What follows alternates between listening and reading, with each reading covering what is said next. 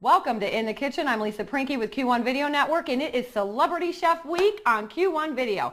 We are with Gail Dorr in her gorgeous home, stuck way out in the boonies, so don't worry, you can't find it. And Gail and Pete are lifelong residents. Now, is your husband Pete a lifelong resident as well? Actually, of Coldwater? He came from Wisconsin when he was about 13. Did he? But you grew up here. But I grew up here in Girard. Oh my goodness. My whole life, and we moved to Brunson for a short period of time and then right back to Coldwater. And you have two kids? 2 kids, 2 grandchildren. And 2 grandchildren? Yes. Isn't that fun? Yes, it is. And how old are they? 13 and 11. Oh, nice. Wonderful. They're getting to that age where we can really do some cool things together. Oh, absolutely. Taking them skiing and all that fun stuff already, yeah. We are going to be, actually, we aren't. I am going to be watching Gail prepare some overnight breakfast casseroles, and they look absolutely wonderful. So where would you like to start, Gail? Well, we're going to start with a baked sour cream omelet. Okay. Now, the holiday seasons are coming up, and I was thinking about what is the easiest thing to do for the holiday seasons. It's, in my perspective, is to do something the night before. Okay. When you get up in the morning, you're able to sit down with your guests, have coffee, enjoy the conversation, and you just pop these in the oven. Well, it sounds like Perfect. a great idea. We are so rushed at the holidays. Absolutely. And I think the one thing we do is we quit eating at home. We start doing that fast food. Right. Because we're busy. We're going from here to there. And it's not necessary to do that. These are real simple to do. As I said, this is going to be a baked sour cream omelet. What we're going to do is we're going to take some French bread. Now, French bread can come in the larger loaves or the longer thin loaves. We do not want a baguette. A baguette is too crusty. Okay. So what we're going to do is we're going to get a French bread. We don't want basically the end, the heel. Okay. We're going to put this in a 9 by 13 pan, and we're going to cut this into about 1-inch slices. Okay. It depends upon your preference as whether you want 1 or 2-inch slices. However, I like 1-inch slices. Okay. Very easy to do. We're going to put these in an ungreased baking dish. Because this is an omelet, you have to be careful about how much oil or grease that you introduce into the pan. Okay, and so you really do put it in an ungreased? Ungreased. And it's going to still not stick to the pan? Okay. Yeah. It's going to be wonderful because this is going to bake up and it's going to be just really, really light and fluffy. Just like an omelet would if you were just putting it on the stove together. Well, and I like anything that's easy. Having a little one at home, anything that you can do the night before is heaven. Heaven is absolutely right. Okay, we're going to set that aside.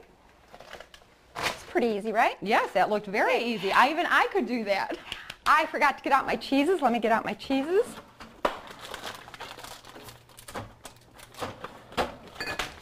Oops. And as you can see, Gail has this wonderful kitchen where everything matches. So her refrigerator looks like the rest of her cabinetry, and so does her dishwasher. And I want a kitchen like this. I'm very impressed with your kitchen. Good. I love it. Okay, we're going to use some Gruyere cheese. Gruyere comes from Switzerland. Gruyere. Gruyere. It is kind of an intense flavored cheese. It has a little bit of sweetness to it, maybe some fruit and nut undertones. And I like to grate my own cheese. Oh, wow. Did you know that when you purchase grated cheese in the grocery store, that they've added something to it to keep it from sticking together? Really? Yeah. We don't like all those additives. We don't like all those additives, or I don't. Well, we sure don't need them. No. So we're going to have about, 4 ounces, which is a half a cup. Now that is just a nifty little item that you have there. Where did you get that? Oh, this is from Pampered Chef. I was just going to say, I love Pampered Chef. I am going to ask that, and I use it all the time, and I love it. Yeah. So we're giving Pampered Chef a little plug, but you know. Plug, but their things work. Oh my gosh, they do. That is what's really nice about it. Their things really work. They really do, and I've been buying that for years. Okay, so we've got our Gruyere on there. And now the Gruyere, you say, is a Swedish cheese. It's made in Switzerland. Oh, Switzerland. I'm sorry. And can that be purchased at our local supermarkets? Okay, great. You have to look in like the specialty cheese at Meijer's. It would be like in the deli. Okay. At Cowposh in the deli. Okay. Now this is Monterey Jack. As you can see, Monterey Jack is a white cheese, kind of soft. Now because this is a soft cheese, it doesn't necessarily grate as well, but we're going to give it a try. Okay.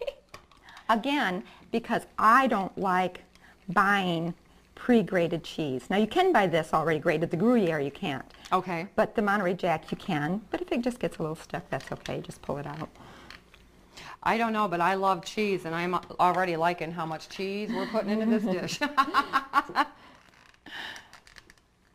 Did you know that Monterey Jack was developed in 1890? And guess where it was developed? Where? Monterey, California, isn't that? Oh, is that why it's called Monterey Jack? It was developed by Davis Jacks. And the interesting thing about Monterey Jack is that it's only cured for about a week. Really? Isn't that interesting? That is interesting. So he melded the city that he was from and his last name, and that's where we got Monterey Jack. Where we got Monterey Jack. Well, isn't that interesting? We get a little bit of trivia while we're at Gail's house. We are going to take a very quick commercial break, and when we come back, we're going to be working on this wonderful breakfast casserole, so stay tuned. Welcome back. Of course, we are Celebrity Chef Week with Gail Dorr at her home making a baked sour cream omelet. This is an overnight dish. Make it at night. It's ready for you in the morning. How easy is that? Perfect. So we've got our bread and our cheeses. Right, 2 cheeses. Next, we're going to take 12 slices of bacon that I've already browned and crumbled. Okay. And you can just scatter that over the cheeses if you'd like. And now I would imagine that it would be up to each individual taste. You could use ham, you could use sausage probably. I've am I correct? Well, that's probably true. I've never used sausage. Ham, I don't know if it would add too much salt to it. But you could certainly give it a try. There's no problem in trying different things. I believe that recipes can be changed up whenever you want to. We also need to add 2 scallions. Okay. Now, chef's knives. A lot of people go, oh my gosh, I can't use that chef's knife. Let me show you how to do it. Okay. I'm going to put the tip on the cutting board. Okay. And we're just going to basically use a rocking motion to cut that. Okay. Okay. We're going to keep our fingers curled under. And away from the blade. And away from the blade. Actually, the good chefs get right up there to the blade, but I'm not quite that. But we're just going to feed it through. So don't be intimidated by your knife. Right. As long as you keep the tip on the board and just use a rocking motion, you're fine. You don't want to do any of this. Right. You just want to rock it back and forth. So kind of let the knife do your work is what you're saying. Absolutely. All right. Well, that seems simple enough. Then we're going to scatter these. It's just enough for a little bit of flavor if you want to scatter those again on there. Next, our next step is to take... Doesn't that look beautiful already? It's so pretty. Okay, we're going to take 8 medium eggs. But most people will say, oh my gosh, I have only large eggs. Okay. Well, guess what? If you only have large eggs, use 7. Okay. All right. I mean, recipes are not, rocket gospel. Science. That's right. It's not gospel. And if you have small eggs, you could use 9. You could use more. Right. Okay. So because I have large eggs, I'm just going to use, a little bit of shell, but that's okay. We'll just pick it out. And we all get that. That's just cooking. Nice thing you don't have to think about count because we have our egg yolks that we can count. Right. Now we're going to add 1 1/3 cup milk. Okay.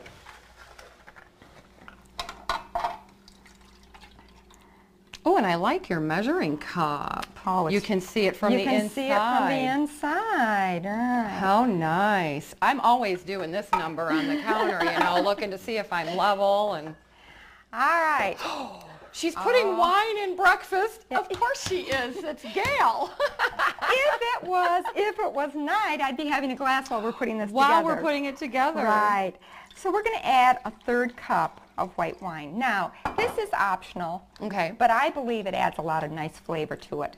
And you don't need to worry about any alcohol in your cooking because the heat basically destroys all the alcohol that's there. It just really gives it the flavor. And so when people see that, they say, oh, I can't make that for my kids. Of course you can. Of course it bakes out the alcohol. Absolutely. It really is just for flavor. And they put sherry and brandy in so much. Absolutely.